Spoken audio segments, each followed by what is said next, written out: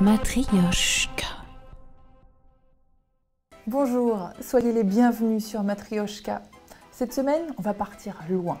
C'est promis.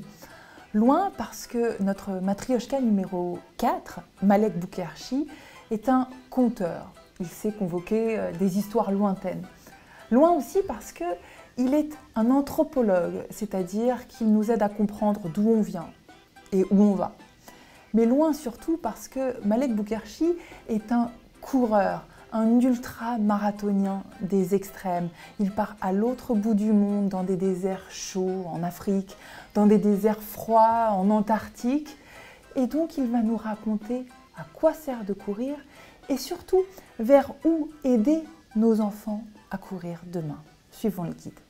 Chez nous, dans la tradition berbère, on a un joli adage qui dit « les déserts, ce sont des maisons aux parois de néant, un exil pour le corps, mais une véritable patrie pour l'esprit. » Et si on court dans ces endroits-là, c'est pour pouvoir se libérer du temps, se libérer de toute la cacophonie dans laquelle on vit et aller chercher l'essentiel inaperçu, l'invisible ou le visible. Et c'est la vie, parce que c'est riche de vie. En fait, est-ce qu'on court pour soi ou est-ce qu'il se passe quelque chose que l'on donne? Par exemple, il y a des coureurs qui font du relais, on voit vite une métaphore du relais.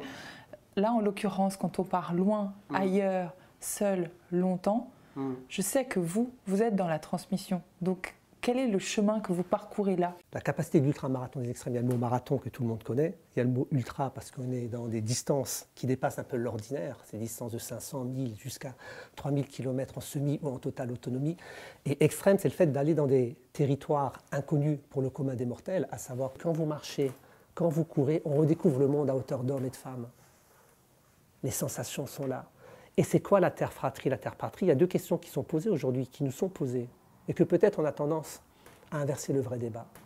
La terre-patrie, c'est la question qui est posée maintenant. Quelle planète allons-nous laisser à nos enfants? Ok, il y a une urgence climatique, ok. Mais la question la plus importante, est-ce que c'est celle-là? Parce que si on ne respecte pas la Terre, ce n'est pas la Terre qui va disparaître. Elle a 4,6 milliards d'années. Elle en a encore pour des milliards d'années. Qui va disparaître de cette planète? C'est nous, l'humanité.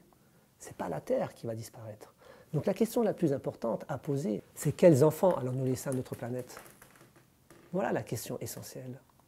Et la question de quels enfants allons-nous laisser à notre planète, en traitant de la question de l'éducation, en traitant de la question de la transmission, qui est l'enjeu de ce que tu fais là, ici et maintenant, à travers tes différentes rencontres, si on sensibilise nos enfants à la question de la fraternité, à la question du respect de soi, du respect des autres et du respect de la planète Terre, on sera capable de régler la question du changement climatique. Mais le premier changement climatique, pour moi le plus important, c'est la glaciation de nos rapports sociaux.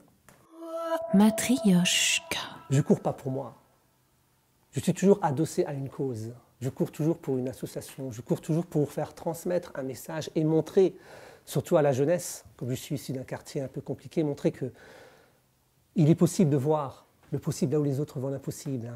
On a beau vivre dans un endroit contraint, dans un endroit compliqué, dans un endroit où on est pauvre en capital culturel, on peut être pauvre en capital social, on peut être pauvre en capital financier. Et ça a été mon cas quand j'étais jeune. Ça n'a pas empêché de déployer ses ailes parce que j'ai rencontré des gens extraordinaires. Et surtout, l'ultramarathon des extrêmes, ce n'est pas une course solitaire, c'est faux. C'est un sport solidaire.